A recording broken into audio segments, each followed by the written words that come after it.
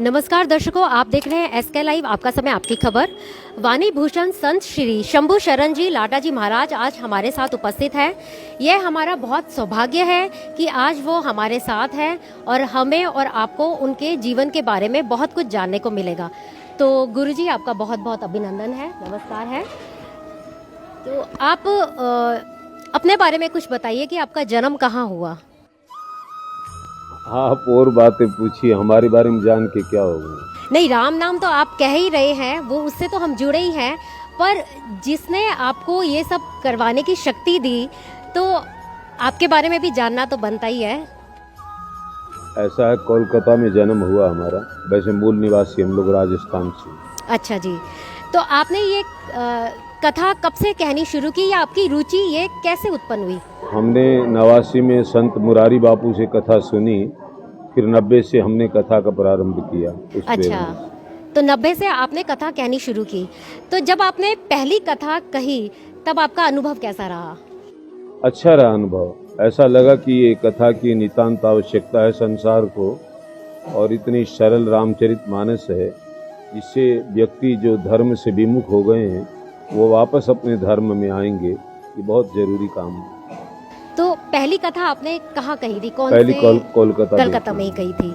तो आपने परिवार में जब साथ में थे तो परिवार वालों ने आज्ञा दी थी कि आप राम नाम की महिमा इस तरह कहें? हाँ, सब अभी भी साथ में, मतलब सब सरल हो गया था। हाँ। तो अभी के समाज में हमें इस समय, इस कलयुग में, जैसा कि आप बोल रहे हैं, हमें राम नाम की इतनी आवश्यकता क्यों है? ऐसा राम नाम की अभी नहीं, सदा से आवश्यकता है। जो हमारे भीतर सत्ता है वो राम ही सत्ता है।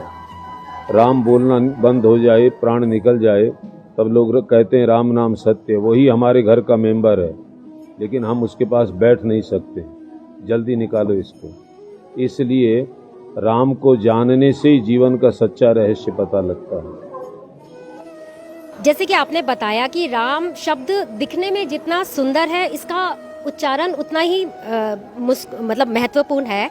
तो राम कहने मात्र से शरीर और मन एक आत्मिक अनुभव होता है, तो ऐसा क्यों है? राम का अर्थ होता है जो हमारे भीतर सत्ता रम रही है, सब में है, उसी को राम तत्व कहते हैं। राम कोई एक देशीय नहीं है, जो भीतर है। आदि शंकराचार्य कहते हैं हमारी आत्मा ही राम है। हाँ जी। रामायण दुनिया की सबसे बड़ी साहित्यिक और साथ ही धार्मिक पुस्तक है। हाँ, रामचरितमानस हमारे हिंदू धर्म में अंतिम ग्रंथ है।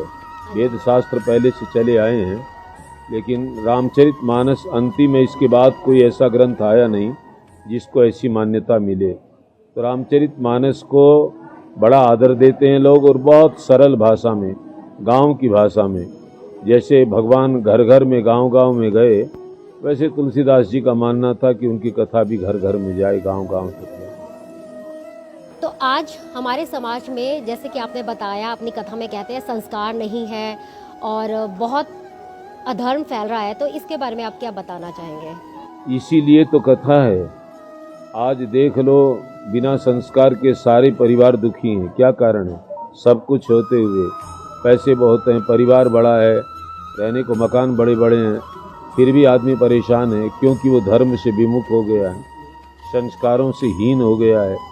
कैसे रहना चाहिए परिवार में, किसके साथ कैसा व्यवहार करना चाहिए, ये उसको ज्ञान नहीं है। इसलिए राम कथा के द्वारा भगवान ने ही मनुष्य का रूप धारण करके और जीने की विधा सिखाई। माँ के साथ कैसा व्यवहार हो, पिता के साथ कैसा हो, पत्नी के साथ कैसा हो, भाई के साथ कैसा हो, ये राम जी ने ये सब लीला सिखाई है। इसलिए हमको लाभ होता है। अच्छा, एक ये सबसे आम समस्या है कि जो आज की जनरेशन है, जो आज की पीढ़ी है, भावी पीढ़ी, वो धर्म बिल्कुल नहीं मानती है, और किसी भी जो धार्मिक उत्सव होता है, कथा है या कुछ भी है, या घर में भी कोई यज्ञ हवन वगैरह होता है, उसमें भाग नहीं लेती है। तो ऐसा क्यों है? मतलब जबरदस्ती उनको बिठाना पड़ता है? नहीं, ऐसी आवश्यकता नहीं है। आज परिणाम बुरे आ रहे हैं। बच्चे आत्महत्या क्यों कर रहे हैं? जवाब है कि आज के 50 साल पहले ऐसा नहीं था। हाँ जी। आज घर घर में अशांति है। इसका क्या कारण है? उसके संस्कार माँ बाप ने नहीं दिए। पहले उसको इंग्लिश मीडियम में पढ़ाएंगे, हमने अपने बच्चों को अपने संस्कार दिए नहीं। बच्चों को पता नहीं राम क्या चीज़ है, राम कै भाई, ये नहीं बता पाएंगे। ये संस्कार हम लोगों ने, माँ बापों ने गलती की है, तो इसका परिणाम भोग भी रहे हैं। आज बच्चों को पढ़ाते हैं, बच्चे विदेश चले जाते हैं, माँ बाप बूढ़े बूढ़े भारत में सड़ते हैं। ये घर घर की स्थिति है कि नहीं? पहले तो ऐसा नहीं था। ये बात है, धर्म से विमुख होने से रोना पड़ेगा, पछताना पड़ेगा, आज नहीं कल फिर यहीं आना पड़ेगा। तो यही कहेंगे कि धर्म से जुड़ो, धर्म से विमुख होने से नहीं होगा। धर्म कोई एक हम किसी को दान दे दें कि मंदिर में चले जाएं, ये धर्म नहीं है। हमारे जीवन का एक धर्म है, मनुष्य धर्म है सबसे बड़ा। हमारे से किसी को कष्ट न पहुंचे, ये सबसे बड़ी बात है। तो ये प्रेरणा मिलेगी भगवान से जुड़ने के बाद ही, नहीं तो आदमी का अहंकार खा जाएगा उसको। उससे भगवान से जुड़ेगा तब उसका ईगो समाप्त होने लगेगा, तब वो दूसरों की कदर करेगा। और यदि हम दूसरों की कदर करेंगे तो लोग हमारी भी करेंगे, जीना सरल हो जाएगा। इसीलिए यही संदेश है कि धर्म से जुड़े रहें, भगवान से जुड़े रहें, और भगवान आप सबका मंगल करे, यही मंगल कामना। यो मई दिवसमा सबैको मुहारमा मुस्कान ल्याउन अनि भाग्य बदलिन आयो नागालैंड सरकार को डियर 1000 मंथली लॉटरी। पहिलो पुरस्कार 2.5 करोड ग्यारेंटी, दोस्रो पुरस्कार 1 करोड, तेस्रो पुरस्कार 1 करोड, टिकट 1000 रुपैयाँ। ड्र 6 मई। पहिलो पुरस्कार केवल बिक्री भएका टिकटबाट। करोडपति बनाउने चाबी हो डियर लॉटरी।